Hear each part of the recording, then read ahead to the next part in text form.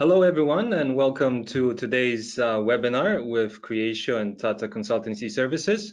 We'll give the audience another minute or so just to join in, and then we will start the session. So please bear with us. We're excited to start in just a little bit.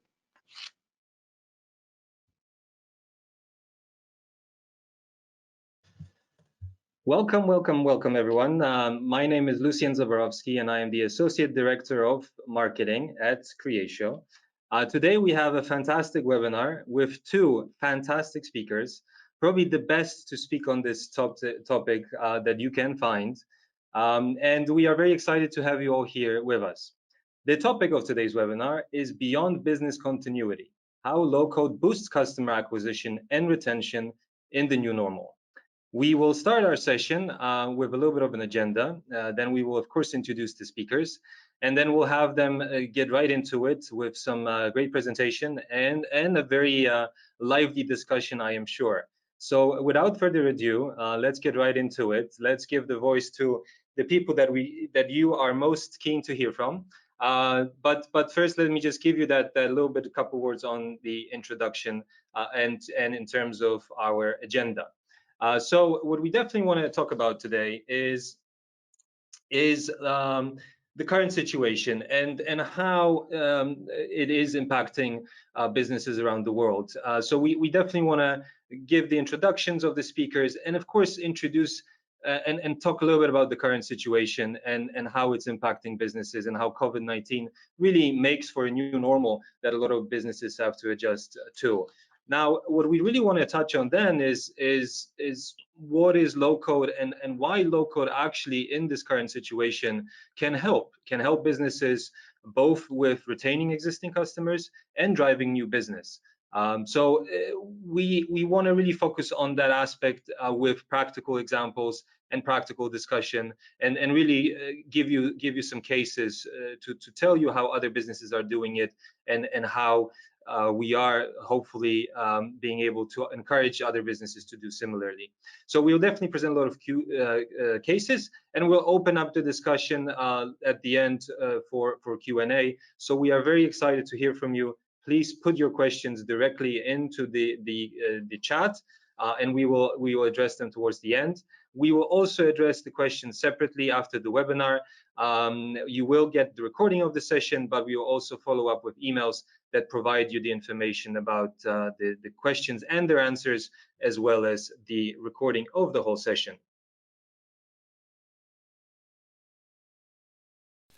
Okay then, well, let's now briefly introduce our speakers, our fantastic speakers, may I say. We have John Rovkep, who is the Global Head of SPM Pre-Sales and Strategy at Tata Consultancy Services with us. TCS, as you may know, is a global leader in IT services, consulting, and business solutions. The company is present in as many as 46 countries and employs close to 500,000 people. Second, we have our own Andy Dovgan. Andy is the Vice President of Global Sales here at Creatio. We are a little bit smaller than TCS. We have 5 offices around the globe and about 650 employees. We have been highly recognized by some key industry analysts and included in 7 Gartner Magic Quadrants and 7 Forrester Waves. With that, I will now hand over to John for the first part of our webinar. John? Yeah, I think you were going to ask me what we've seen here at TCS in terms of COVID-19 impacting customer acquisition and retention. And so, obviously a great deal of the normal trends from 2019 and before are just completely out the window.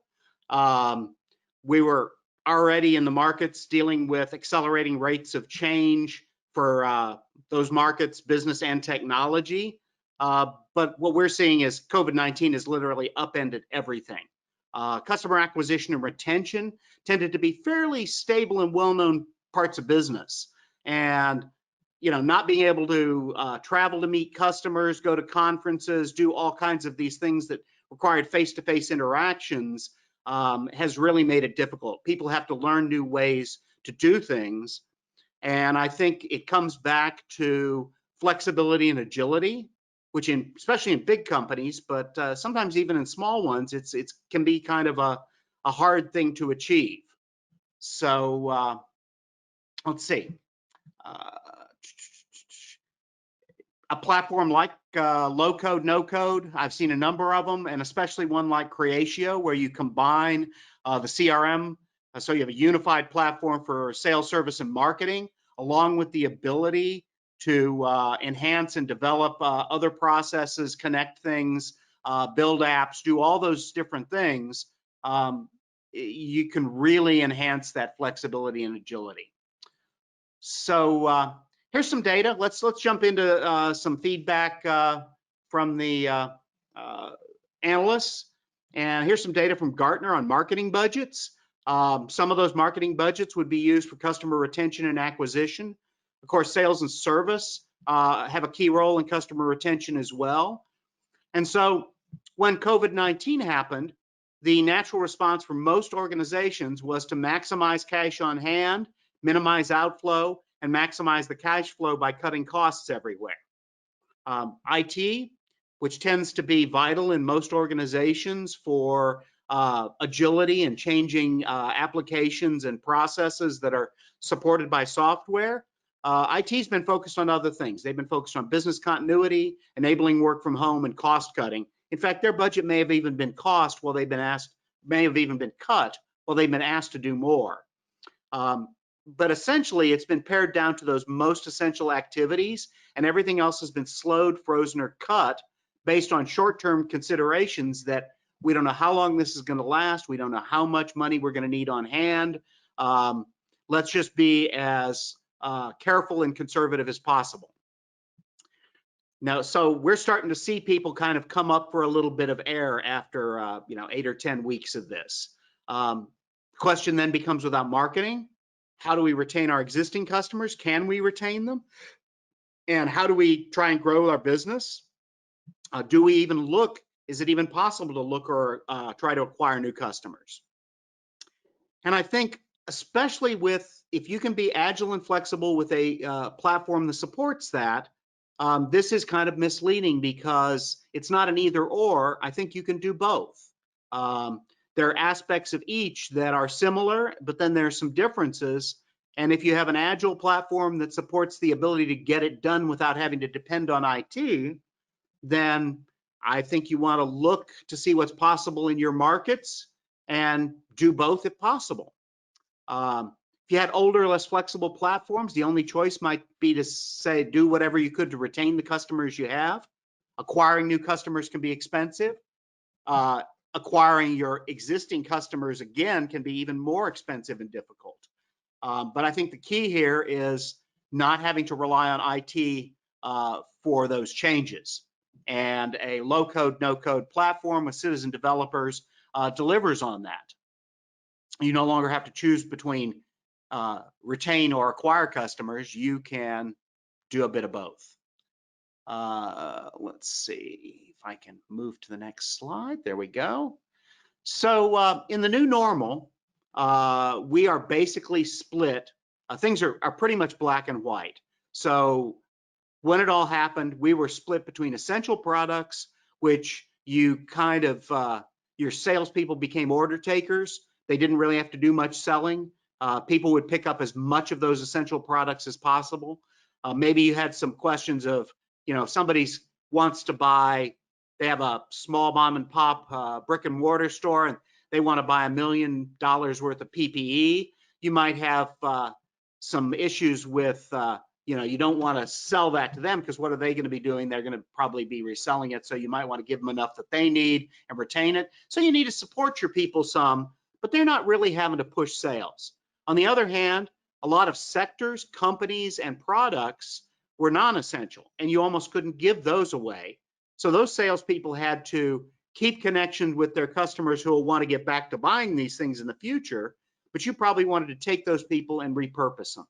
You may have had to furlough or even lay off some people. So now you've got to rejigger territories and quotas. You've got to have people do things they're not used to doing. And you need an agile platform to support them in that because you haven't got time to build training and pull them into training classes. So, the new normal is more change than any one person or even organization can sometimes take in at one time. The net of having these dark sectors, shaded sectors, spotlit sectors, suspended operations to having to deliver PPE and medical services, essential services like groceries and other things, lighting, communications, telecoms have done relatively well. All kinds of things have been upended. But you still have to think about marketing and customers as well as sales. So with IT focused on a bunch of things, you need to have a way to decouple the work that sales and marketing needs done from IT in order to be aggressive with respect to your customers and come out a winner out of this, because there will be winners and losers here. So a couple of possibilities are enabling social media channels, supporting omni-channel customer journeys, which simply means that the customer can pick any channel and jump from channel to channel and you can still serve them. And you want to keep your employees productive doing things that maybe they're not used to doing. So how do you do that? And if they're in a CRM all day, if you can tailor that CRM to support them, get them the information, guide them in the processes, then you're that much further ahead of your competition. And it's better for your customers. There's been some industry buzz around unified messaging on a platform like Creatio's, and that helps support multiple channels as well. So, those kinds of things are possible. It will be individual, business by business, and the people who best know this are the guys actually in the trenches doing this. So you want your developers as close to that process as possible and to be able to turn around changes and updates as quickly as possible. So, whether or not you do or don't have budget to advertise, you still need strategies to keep that connection to your customer and to enable you to be able to get back to business without additional costs and be able to possibly take advantage of bounces even. So I hope that all makes sense. Okay. So on physical businesses, of course, you've heard a lot of talk about how they have been hit hard. The ideal, of course, these businesses will come back, but they need to transition into virtual presence to retain or acquire those customers. Again, a nimble, agile CRM with development capabilities can help. Those employees may not be familiar with dealing virtually with customers, and so some guidance, because you don't have time to retrain them, that's vital. But you're going to need these employees when you come out the other end of this. And so you want to retain them, and you want a way for the company and the customers to survive and even thrive through these transitions and this constant change over, they say travel, tourism, and hospitality may take 4 or 5 years to come fully back to 2019 levels. Other industries, we're starting to see them bounce back right away, but it's going to be different for different sectors and even for different companies. So a nimble solution applies in situations where those employees are asked to do new things to help the employer survive. Ideally, you want to keep as many of those customers and give them some income, have a way for them to come back to you if you have to furlough them. And that agile, flexible platform is, I believe, an essential tool in executing these type of strategies. Okay. So a couple more things here. So the crisis, so we see here Gartner recommendations, source digital collaboration tools. We certainly can build collaboration within Creatio. It has full security controls and network support.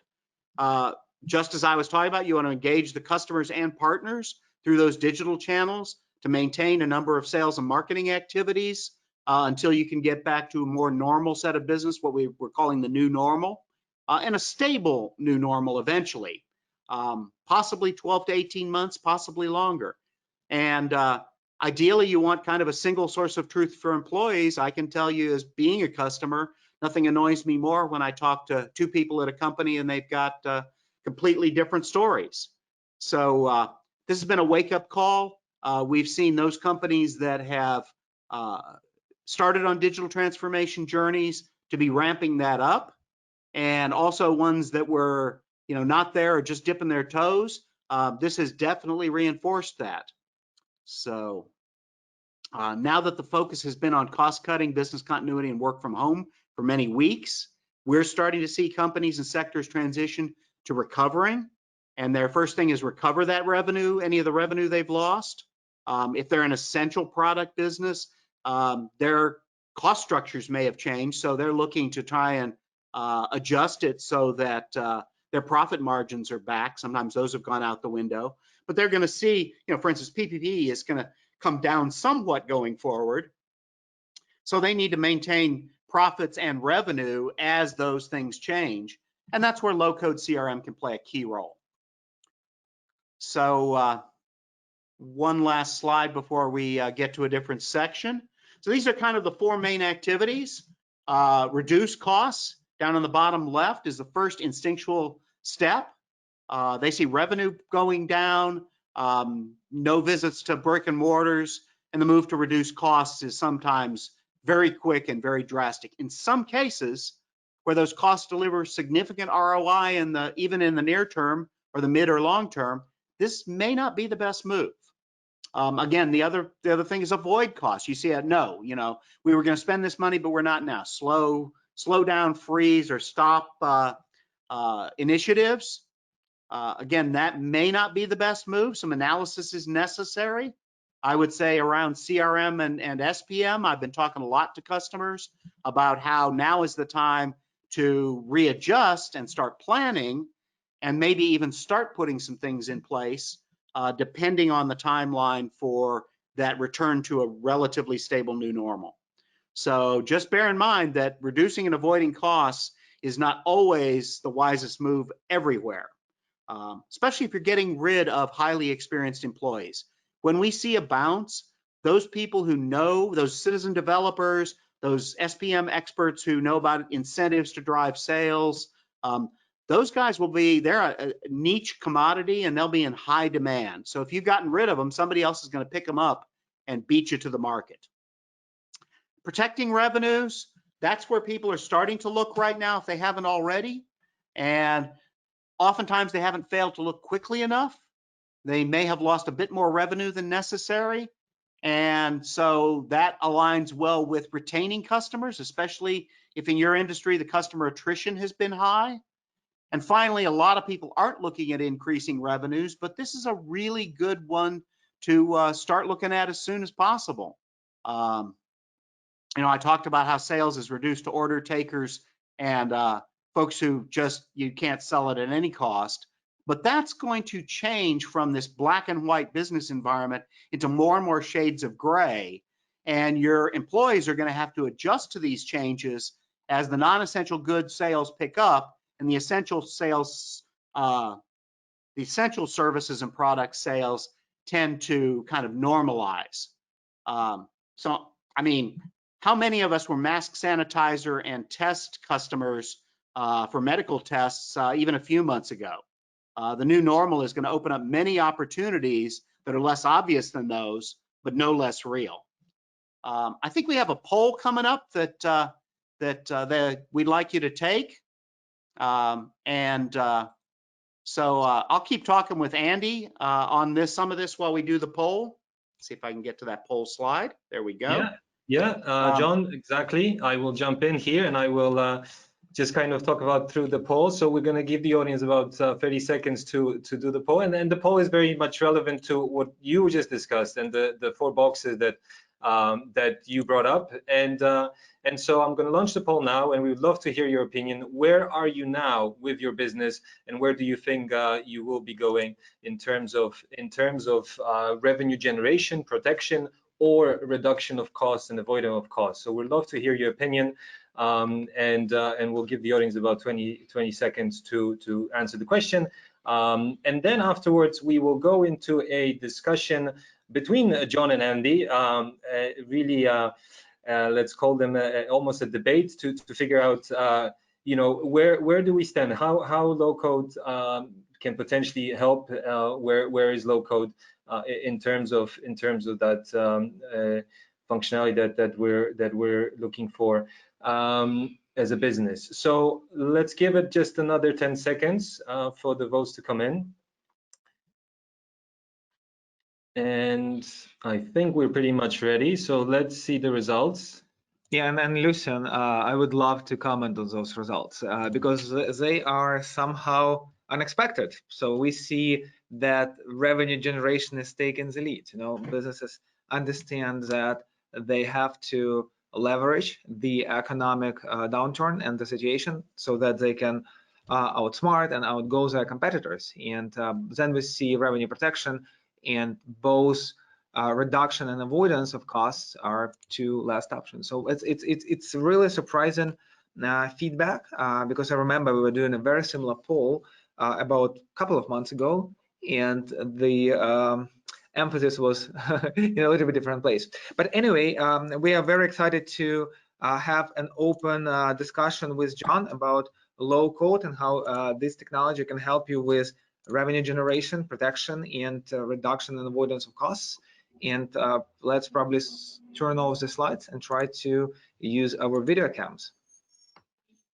Yeah, so our next step will be just to have an expert discussion, which we will start in just a second. So bear with us.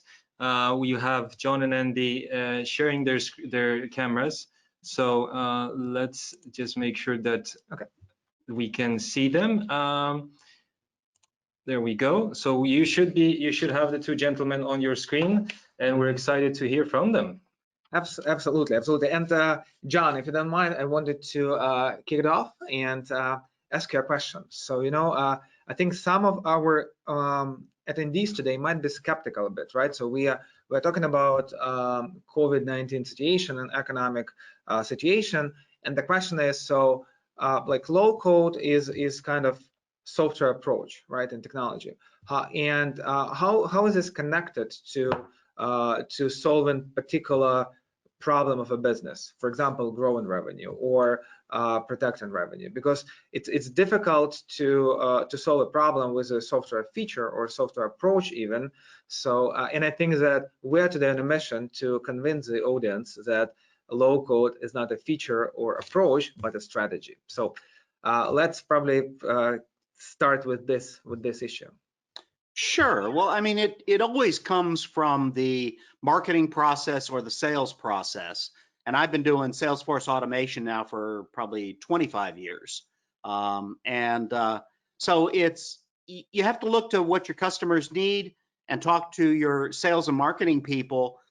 And then, you know, usually you'll have some leaders who are more successful than the others, and they do things somewhat differently. So the idea is to automate things to support the others in having a consistent process, and then automating things. There are always going to be some manual pieces to that those leaders do. You want to automate that to then accelerate that process.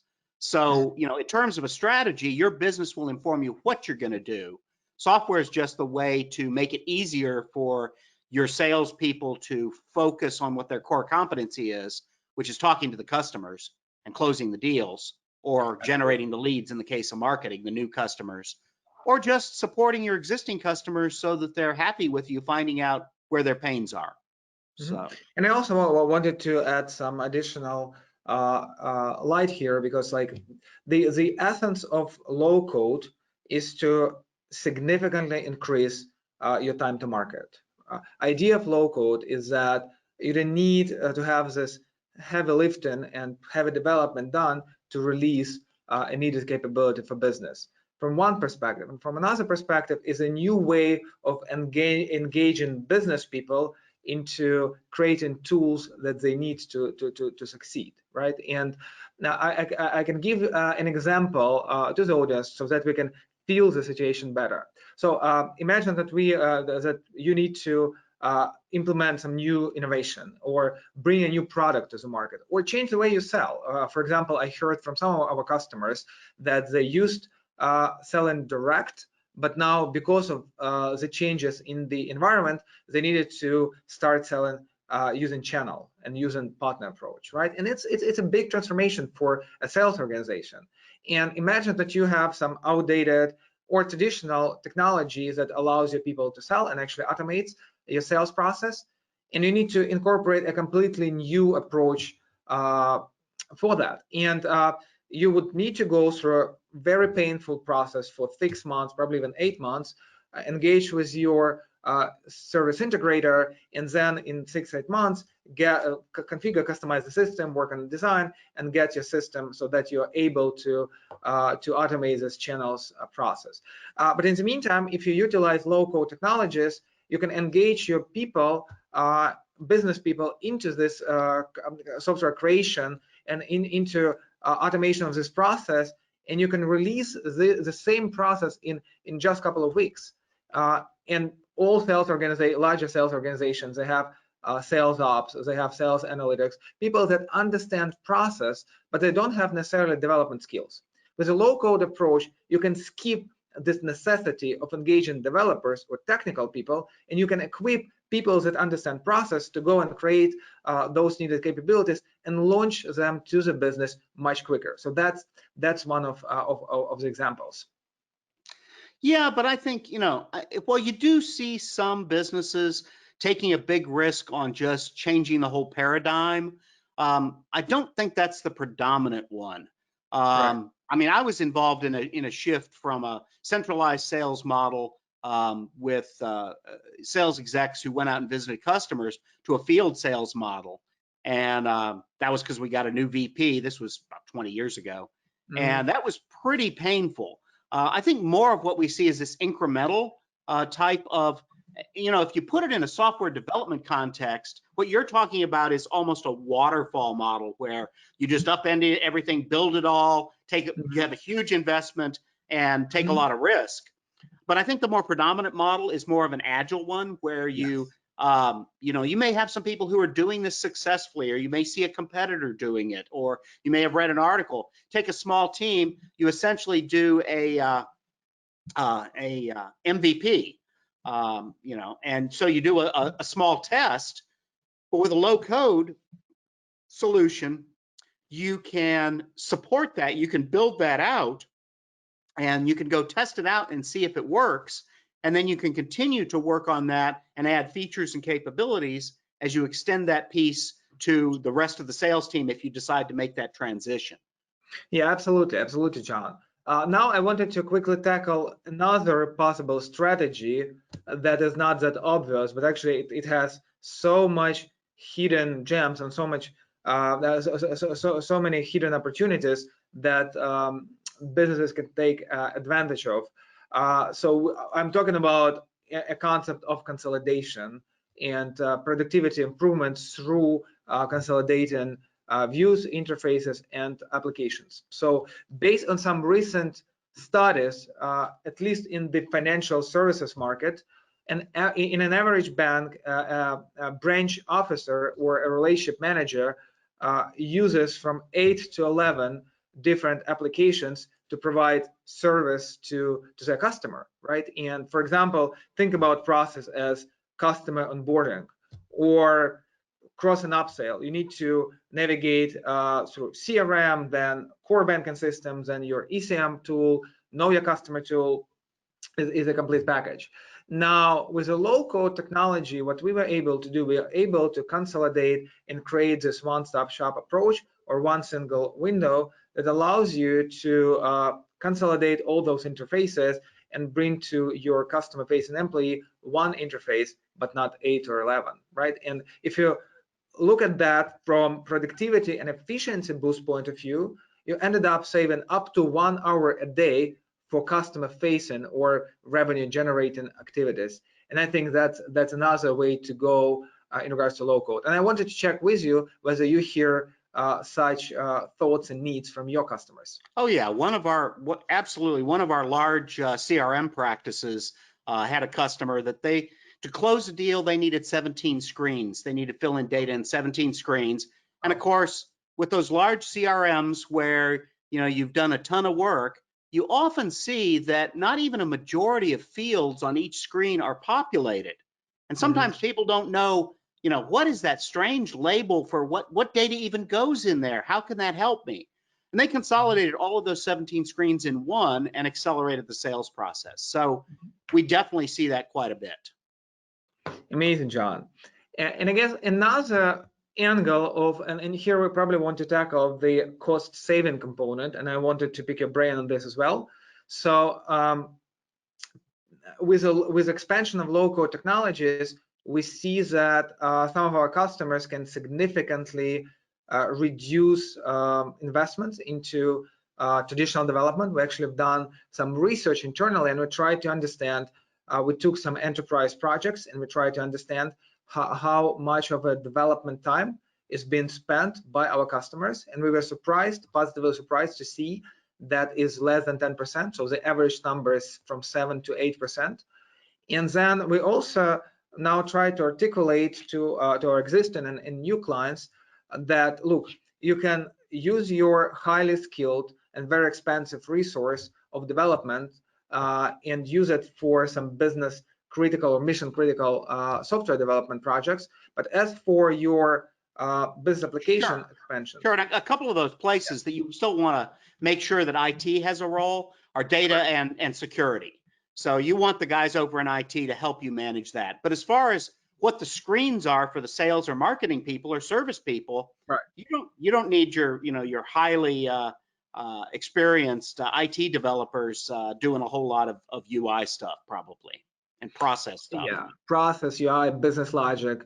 The other place that I look in all these examples, and I think especially in the development models, the transitions, the transition screen to screen, if you have to go to 17 screens or 7 screens to onboard a customer and 7 apps, the same kind of thing is, you have business requirements, you throw them over the wall to IT, and then, you have to have a business analyst design the requirements, you throw it over the wall, they have somebody who puts it in programmer speak, the programmer executes it, they do some testing, you throw it back over the wall, you do some user testing.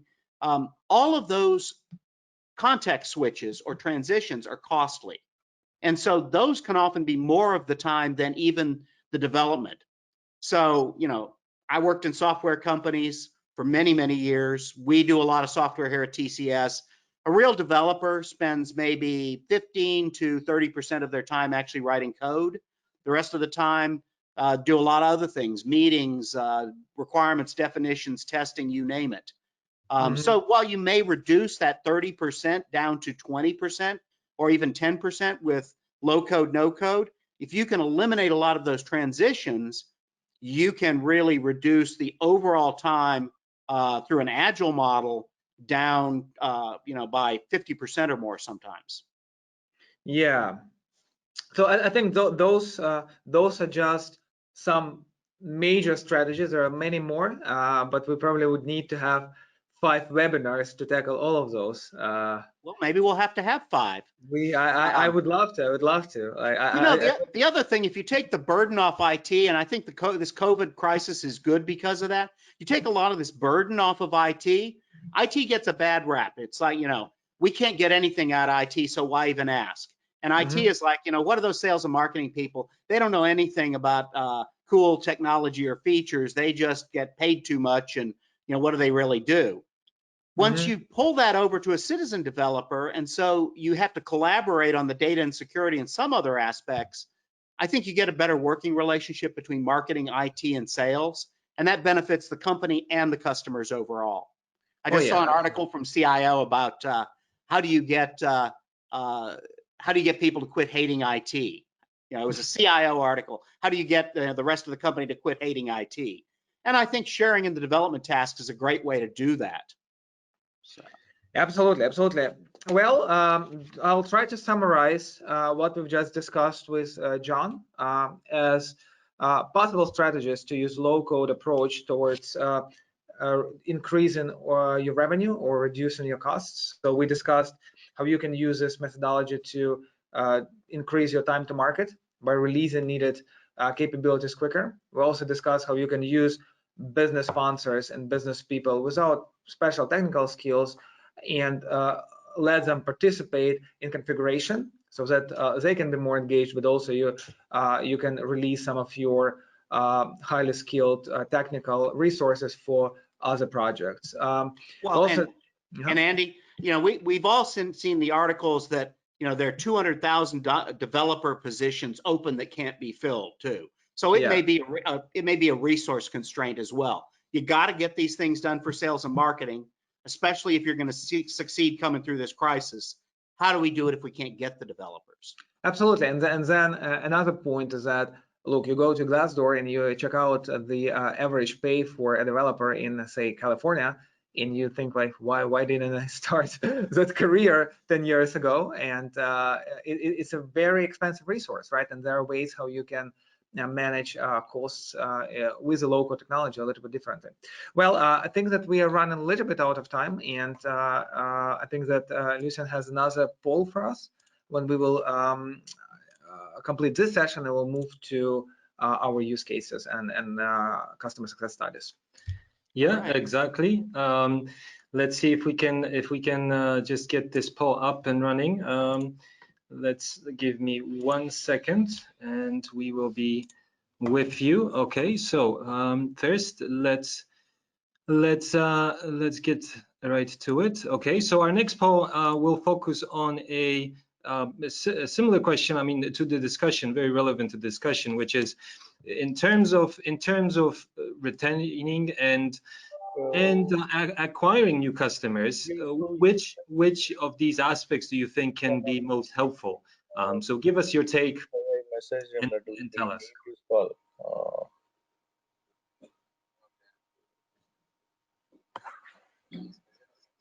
He has some other, that is what I'm not sure, so that's why I need that clarification. So he added another person, Nathan, and he told that I am busy with some other important meeting, so I'm not sure whether he wants this to continue or I'm sorry, Siddharth, can you please mute your microphone?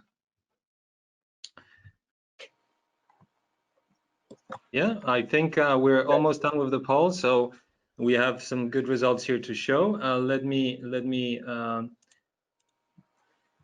do that. Let me now close the poll and share with the results. And Andy, why don't you comment, give us your take on these results? We see a very diverse feedback here. So customer view is actually still has all the majority of votes, because it's really vital for organizations to see customer data and understand customer data before you make a decision or before you make an action. We also see that application customization and integration is number 2, which is also quite natural because of the topics we just discussed with John. So I think that those are very valuable results of this poll. I definitely agree. Yeah, the 360-degree customer view, as much as we've talked about it recently, most places I've seen have not achieved that 100%. So, and the others, the buzz these days is on analytics and AI and omni-channel, but we're just dipping our toes in that water. There's a long way to go yet there. So it reinforces what I've been seeing in the market. Thanks, everybody.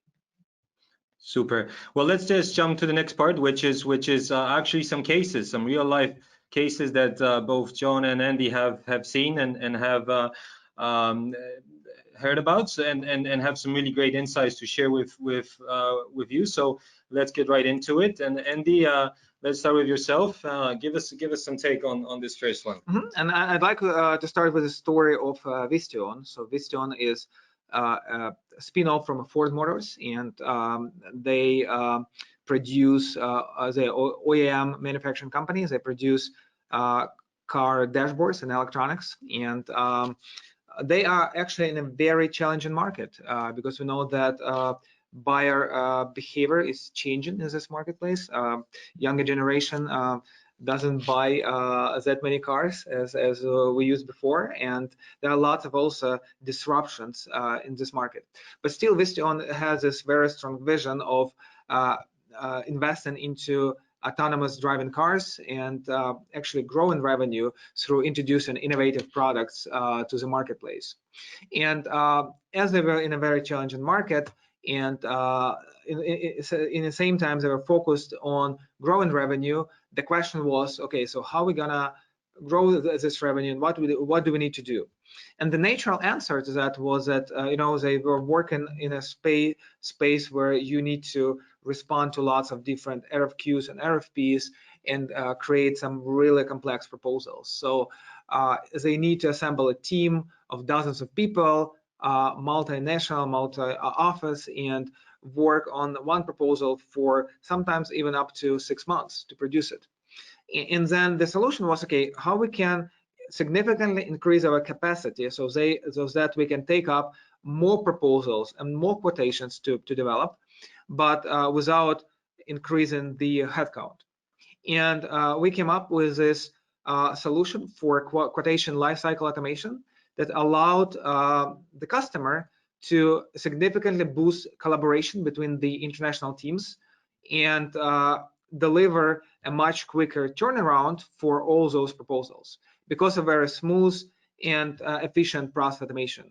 And as we were developing further, we added a couple of additional use cases, such as vehicle lifecycle planning, so ability to visualize for the sales teams what kind of customers they have and what kind of vehicles they have in plans, so that they can start engagement process early on, and also organize some data around managing deals, working with documents, as well as to forecast deals better. So that was a very good example, and there is a very good example of how you can use low-code automation of implementing complex process, which is touching multiple offices and requires lots of work, and streamline it to a point that it releases lots of additional energy and time so that you can focus it in the right way, but also it helps you to grow revenue. Fantastic. Thank you, Andy. The next two cases, John, why don't you tell us a little bit about those and your experiences? So sure. As I said, TCS has over 1,000 billion-dollar customers who are always looking for ways to help our customers with digital transitions. And so a couple of things. One of the reasons I like doing these webinars with Creatio is that we not only talk about the theoretical, you can do this, but then we get into real world case studies. So it's how do you start on this and what do you do to get going? What are the actual actions? And that'll be different for your business too. But when you see that other companies have done that, like this large pay TV. So their satellite broadcasting, broadband and telephone services in the UK.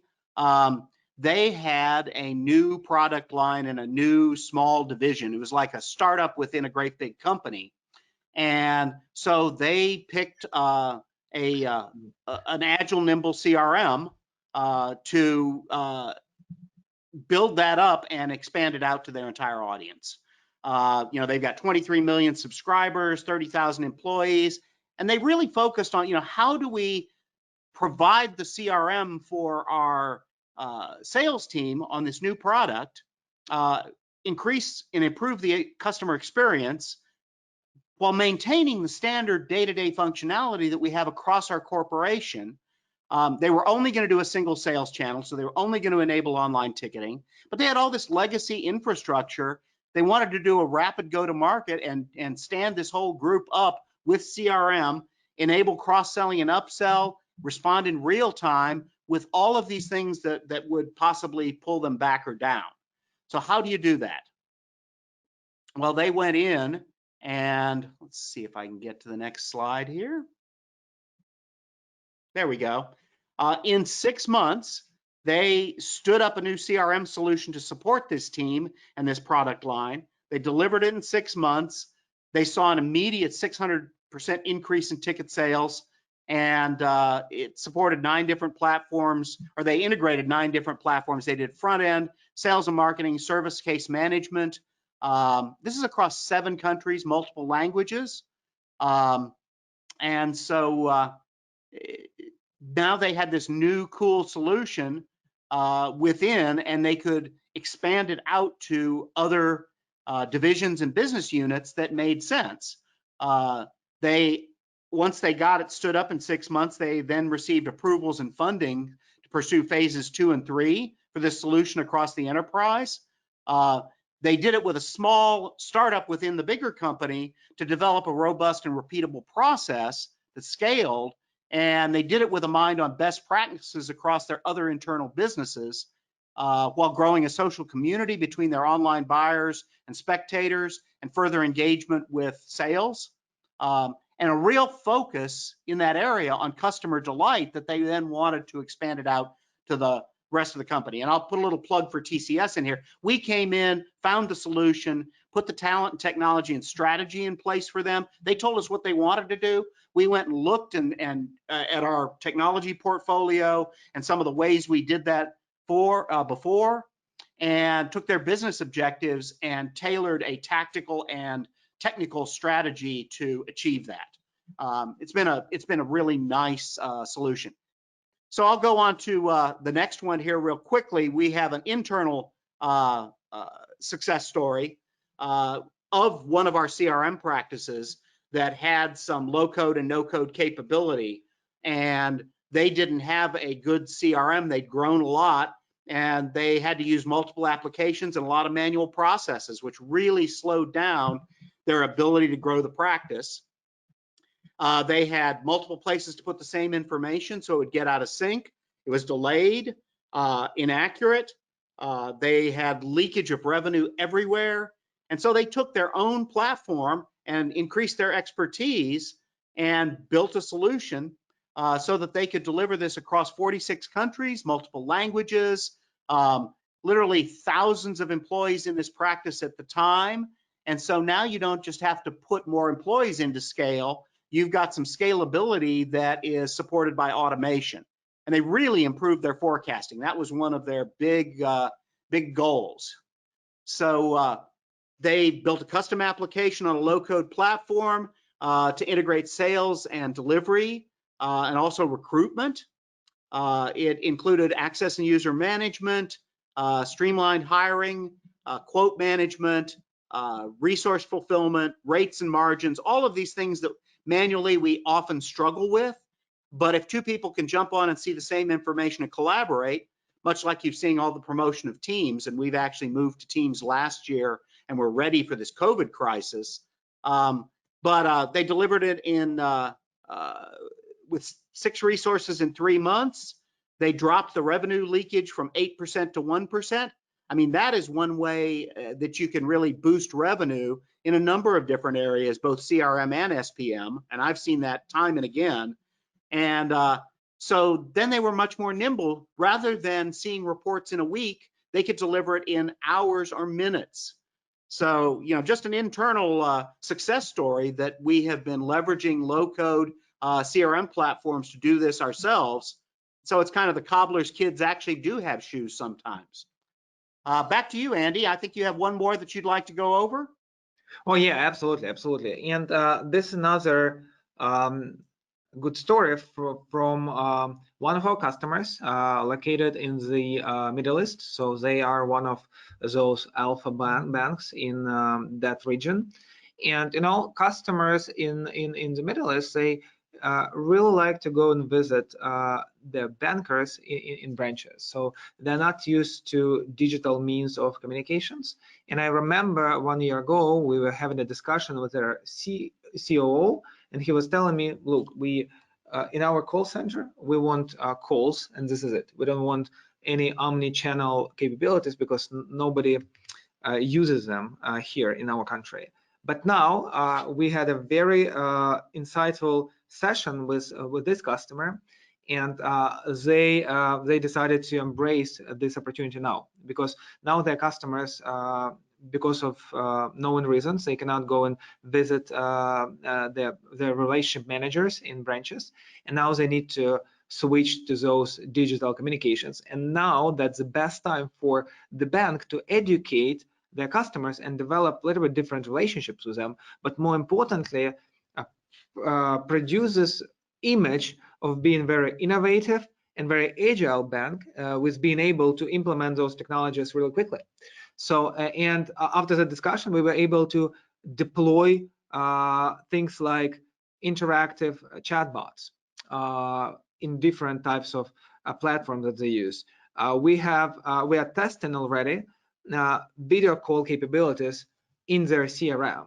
So ability to have a video conversation with their customers and record that into a CRM and then actually process that as a normal call. And we're discussing some additional things, like, for example, interactive scheduling on a portal where you can schedule this remote session with your banking representative.